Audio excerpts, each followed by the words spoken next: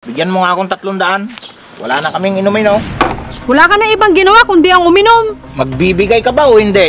Ano na naman yung inutang mo sa tindahan? Mababayaran ko din yun. Ano naman ang pambabayad mo? Wala ka nga trabaho. Kasalanan mo to eh. Kaya ako nagkakaganito. Ma, ang sarap talaga ng luto mo. Nabusog na naman ako. Naku, nambola ka pa. Siguro may kailangan ka na naman. Pwede na kita maging personal chef, ma. Gusto mo, sweldohan na kita? Hay naku, Renz. Paano mo ako sasweldohan? Wala ka pa nga trabaho. Man naman, maghintay ka lang. Maghanap ka kaya ng trabaho mo. Hindi yung barkada at inom ang inaatupag mo. Gaya ng ama mo. Ma, hintayin mo lang na makapag-exam ako at magiging sundalo na ako. Hay nako, kailan naman kaya yon? Basta Anong pinag-uusapan nyo dyan? Bakit ba? Ano problema mo? Kayo! Kayo ang problema ko! Lasing na nga kayo, ganyan pang gagawin nyo kay mama. Tumahimik ka nga dyan! Tumahimik ka nga dyan. Pati anak mo, ginaganyan mo. Kasalanan mo to, kaya ako nagkakaganito. Tumigil ka nga, Franz. Baka hindi kita matansya. Sige nga, kung kaya mo. Diyan ka na nga lang. Halika na nga rin. Wala, hindi mo kaya. Babae ka kasi at alam ko may lalaki ka.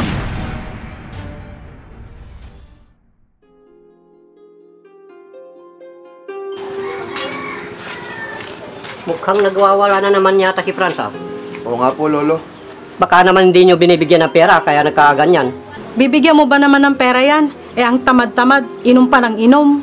Sige, maiwan ko muna kayo at may pupuntahan pa ako. Sige ho, Itay. Ano na naman pinagsasabi mo sa tatay mo? Totoo naman ah, tamad ka at wala kang trabaho. Tapos hingi ka ng pera sa akin. Para ano? Para panginom mo. Ang pangit talaga ng ugali mong babae ka. Mas pangit ang ugali mo. Magtrabaho ka para magkapera ka. Papa naman, hindi na kayo nahiya sa pamamahay ni Lolo. Yang mama mo, pagsabihan mo.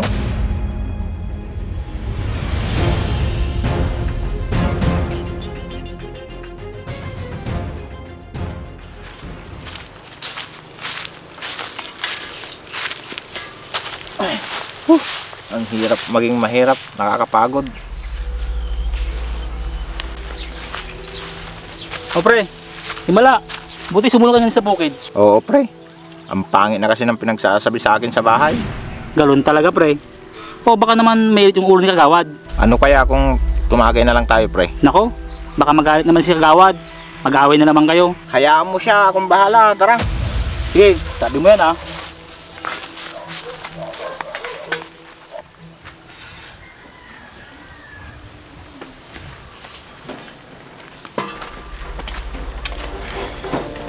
Opa, amoy alak ka na naman? Si mama mo, asan? Naka-duty pa siya pa.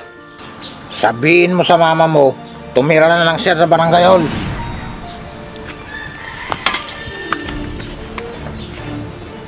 Ikaw nga, puro alak na lang inaatupag mo.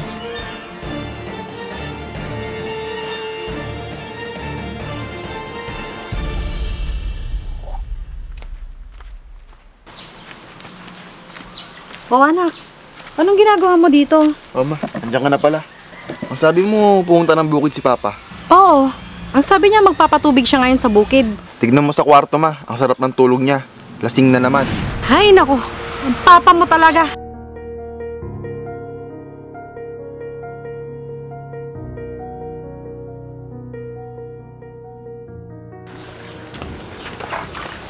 Pabili nga po. Ano po yung Kagawad? Soft drinks nga dyan. Nauhaw na ako eh. Dami kasing trabaho sa barangay.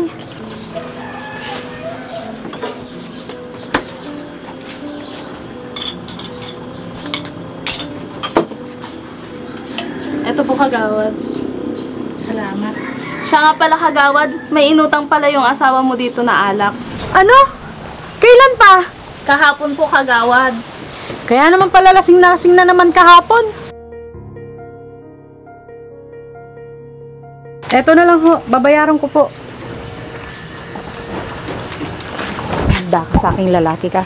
Palagi na lang ganyan ang ginagawa mo. Paano yan pre? Wala tayong inumin. Mahal, halika nga rito. Ano na naman ba yun? bigyan mo nga akong 300. Wala na kaming inumin, oh. Tumigil ka nga dyan. Wala ka na ibang ginawa kundi ang uminom. Magbibigay ka ba o hindi? Ano na naman yung inutang mo sa tindahan? Ah, yun ba? Hintayin mo, mababayaran ko din yun. Babayaran? Eh ano naman ang pambabayad mo? Eh wala ka nga trabaho. Kasalanan mo to eh, kaya ako nagkakaganito. At kasalanan ko na naman. Ma, pa, nag-aaway na naman kayo? Eto kasing papa mo, napakagaling. Makinig ka, teritoryo ko to, at wala ka sa poder ng magulang mo.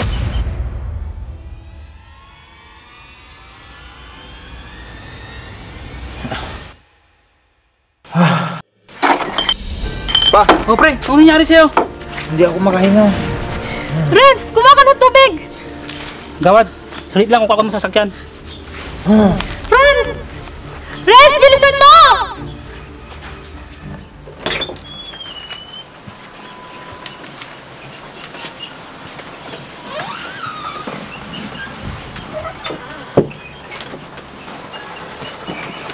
Papa, narinig mo yung sinabi ng doktor. Ang taas ng BP mo, 180/120. Bawal na magpuyat, magpagod at uminom. Oo, anak.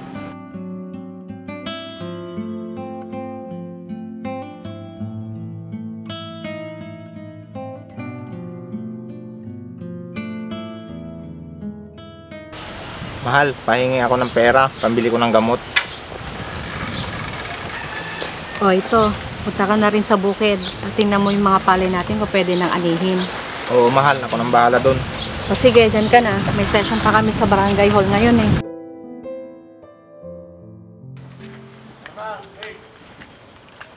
Pabili nga. Ano po yun, Mang Franz? Pabili nga ako ng gamot, tsaka isang alak. Magaling ka na po ba? Baka naman magalit si Kagawad. Hindi, pakunti-kunti lang naman. Babaunin ko lang sa bukid.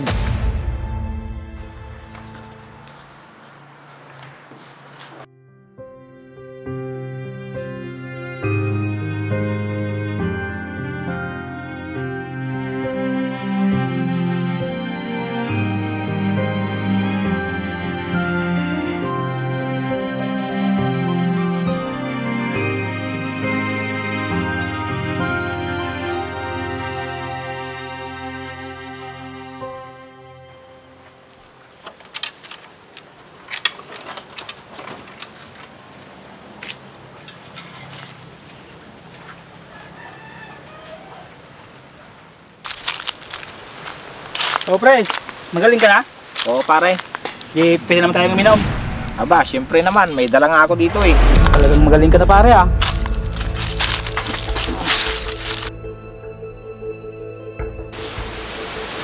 O Renz, anak, nasaan ang papa mo? Hindi ko po alam, ma. Hindi pa ba siya umuwi galing bukid? Hindi pa naman, ma. Nasaan na naman kaya yung papa mong yun? Naku, ma. Baka naglasing na naman yun. Samahan mo nga ako at hanapin natin ang papa mo. Sige po.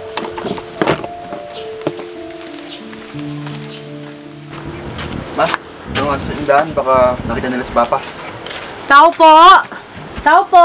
Ano po yun? Tatanong ko lang ho kung nakita niyo yung asawa ko. Oo, Kagawad. Bumili siya kanina ng gamot at alak. Dadalhin niya daw sa bukid. Ay, pasaway talaga yun. Sige ho, salamat ho. Tara anak, puntahan natin siya sa bukid.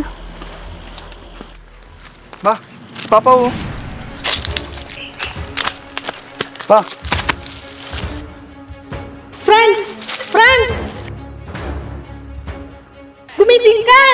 ma. Ba't nakangiwi niya si Papa? Buhatin natin siya anak. Itagbo natin siya sa ospital.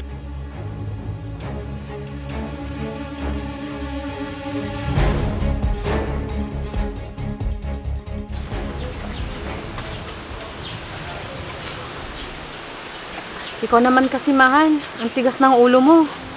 Siguro naman pa. Magbabago ka na. Yan ang bunga na pagiging matigas ang ulo mo, mahal.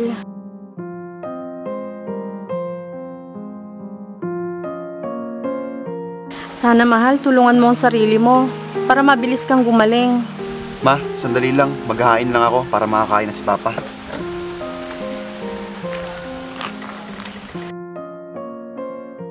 Siguro, kung hindi ako napuntahan ng mag-ina ko, malamang wala na ako sa mundo. Sana, mahal, huwag ka mawalan ng pag-asa. Andito lang kami ng anak mo nakasuporta sa'yo. Sana pinakinggan na lang kita noon at binuhos ang oras ko sa inyo. Sana mapatawad mo ako, mahal, ni isang kaibigan, hindi man lang ako binisita. Pare, hindi na yata maganda yung pakiramdam ko. Nahihilo ako. Paano hindi ka mahihilo? Eh, miinom tayo eh. Hindi pare, hindi talaga maganda ang pakiramdam ko. Ihiga mo na lang yan. Baka inaantok ka lang.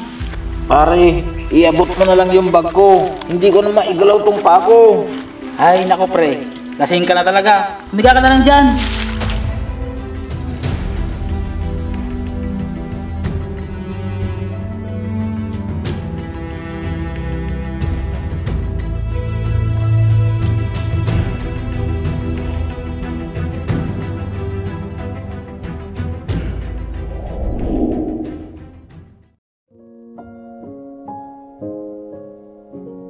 Isa akong lasinggero.